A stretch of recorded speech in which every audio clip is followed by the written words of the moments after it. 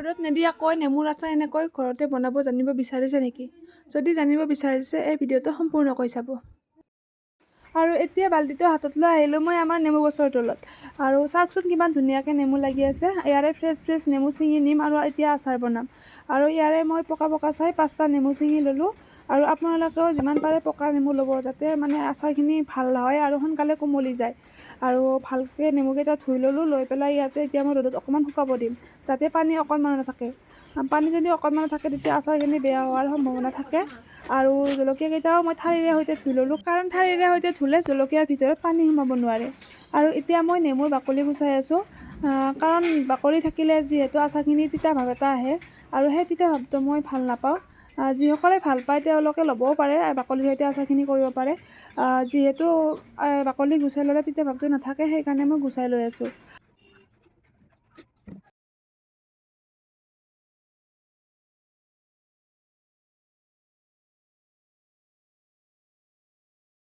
আৰু এনেকৈ মোৰ এটাকৈ নেমু 5টা নেমুৰ বাকলি গুচোৱা হৈ গ'ল।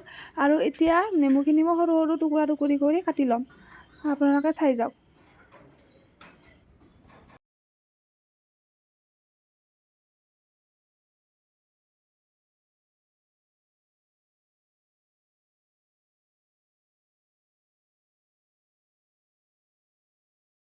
এয়া মোৰ গোটেইখিনি কাটি লোৱা কমপ্লিট হৈ গ'ল। আৰু এতিয়া ধুই পেলাই শুকাই থোৱা জলকীয়াকেইটা মই কাটি ল'ম। ফালি পেলাই 2 টুকুৰা বা 3 টুকুৰা কৰি কাটি লৈছোঁ। তেতিয়া গুটিখিনি ভালকৈ ওলাই পেলাই নেমুৰ লগত মিক্স হৈ মানে জ্বলাটো মানে ভাবমতে হ'ব আৰু সেইকাৰণে। জলকীয়াখিনি কাটি হোৱাৰ পিছত আদা টুকুৰা মই বাকলি গুচাই থৈছিলোঁ। আদাটো অপশ্যনেল হয়, যোনে ভাল পায় দিব পাৰে, ভাল নাপালে নিদিবও পাৰে। আদা টুকুৰা দিলে ভাল এটা স্মেল আহে, সেইকাৰণে সৰুকৈ কাটি মানে পিচ কৰি দিছোঁ। আৰু এতিয়া গোটেইখিনি মিক্স কৰিম, চাই যাওক।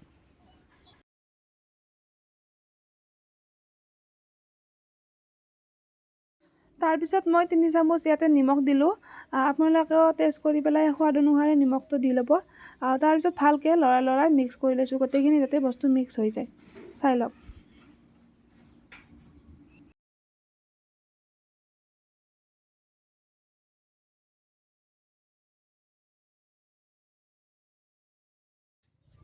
এয়া মোৰ গোটেইখিনি মিক্স কৰা হৈ গ'ল, চাওক। তাৰপিছত এইখিনি মই ভালকৈ ঢাকনি দি পেলাই 24 ঘণ্টাৰ কাৰণে ৰাখি দিম, মানে নেক্সট দিনালৈকে। তাৰপিছত 24 ঘণ্টানো মই কি কৰোঁ, সেইকাৰণে যিহেতু আচাৰত দিবৰ কাৰণে মিঠি গুটি লাগিব, কিন্তু মই ঘৰত আনি থোৱা নাছিলে কাৰণে 5 ফোৰণৰ পৰা মানে এটাকৈ বাছি ল'লোঁ। আৰু যিহেতু মানে এনেই আছিলোঁ, সেইকাৰণে এইটো কামেই কৰিলোঁ দোকানত যোৱাতকৈ। ফাইনেলি 24 ঘণ্টাৰ মূৰত ৰিজাল্ট চাওক। কালাৰটোও চেঞ্জ হৈছে, প্লাছ পানী উঠিছে আৰু নেমুখিনিও লাহে কোমলি আহিছে। আৰু এতিয়া মই গেছত শুকান কেৰাহী এখন গৰম হ'ব দিছিলোঁ।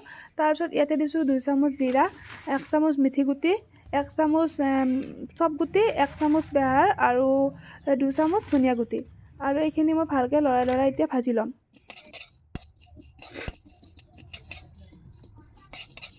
যেতিয়ালৈ ভজা গোন্ধ এটা নাহে তেতিয়ালৈকে এনেকৈ ভাজিয়ে থাকিব।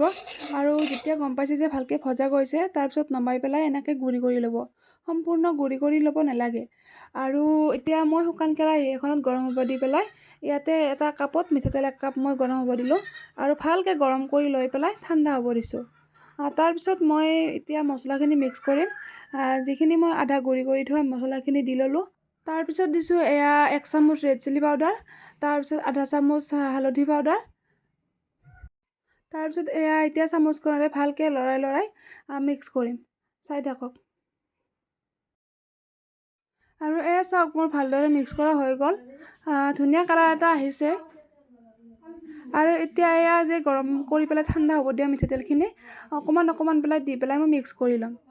গোটেইখিনি দিয়া নাই মই, অকণমান দি পেলাই মিক্স কৰি ল'লে ভালদৰে মিক্স হয়।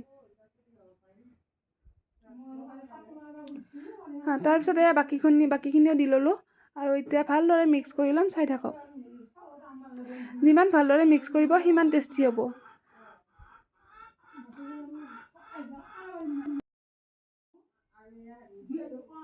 আচাৰখিনি বনোৱাৰ আগতে এনেকৈ মই আইনাৰ বৈয়াম ধুই পেলাই থৈছিলোঁ।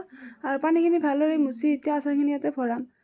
আপোনালোকেও মন কৰিব যাতে আইনাৰ বৈয়াম হয়, লগতে পানী থাকিব নালাগিব। আৰু পানী যাতে কোনোপধ্যে অলপো নাথাকে, সেইটো চাই পেলাই আচাৰখিনি ভৰাব।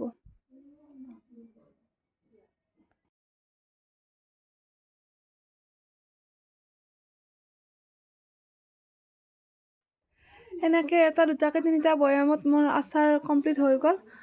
5টা নেমুৰে যদি ঘৰতে এনেকৈ 3 বৈয়াম আচাৰ বনাই খাব পাৰোঁ আৰুনো কি লাগে হয়নে?